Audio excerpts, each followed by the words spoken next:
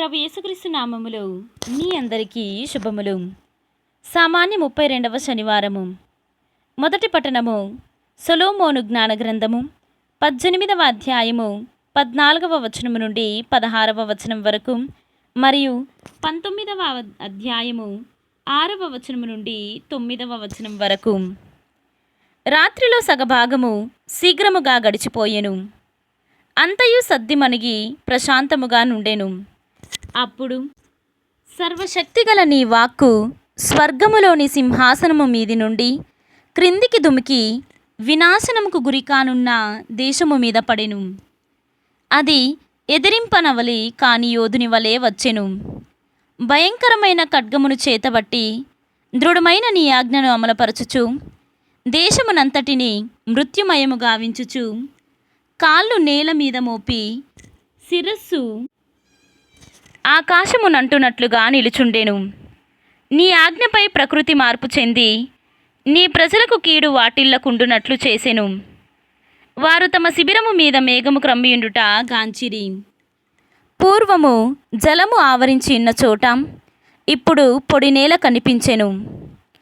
అలలు పొంగి పొరలేడు తావున ఇప్పుడు గడ్డి మైదానము చూపట్టెను. కనుక వారు ఎర్ర సముద్రమును సునాయాసముగా దాటగలిగిరి. ఆ ప్రజలు నీ అద్భుతములను తిలకించుచు నీ రక్షణ బలముతో కడలిని దాటిరి.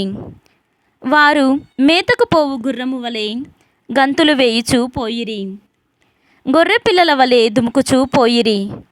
తమ్ము రక్షించు ప్రభువైన నిన్ను కీర్తించుచూ పోయిరి.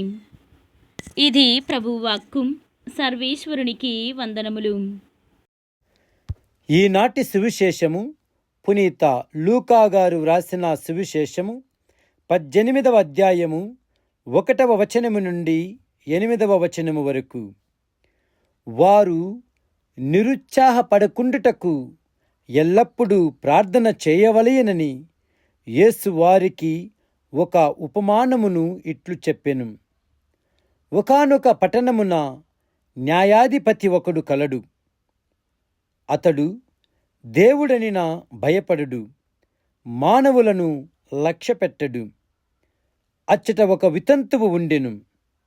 ఆమె అతని వద్దకు వచ్చి, నాకు న్యాయము చేకూర్చుము, నా ప్రత్యర్థి నుండి కాపాడుము అని తరచుగా చెప్పుకొనుచుండెడిది. అతడు కొన్నాళ్ళు ఆమె మొరను తిరస్కరించెను. కాని అతడు, నేను దేవునికి భయపడను, ఏ ఒక్కరిని గౌరవింపను.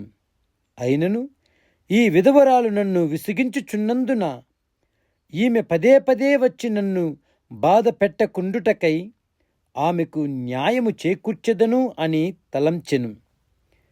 అంతట యేసు ఇట్లనెను, ఈ అవినీతిపరుడైన న్యాయాధిపతి ఏమి పలికినో వింటిరి గదా. అట్లే రేయింబవళ్ళు తనకు మొరపెట్టుకొను తన ప్రజలకు దేవుడు న్యాయము చేకూర్చక ఉండునా? వారికి న్యాయము చేయుటలో ఆలస్యము చేయునా? దేవుడు త్వరలోనే వారికి న్యాయము చేకూర్చునని మీతో చెప్పుచున్నాను. అయినా మనిషి కుమారుడు వచ్చినప్పుడు ఈ భూమి మీద ఆయన అట్టి విశ్వాసము చూడగలుగునా?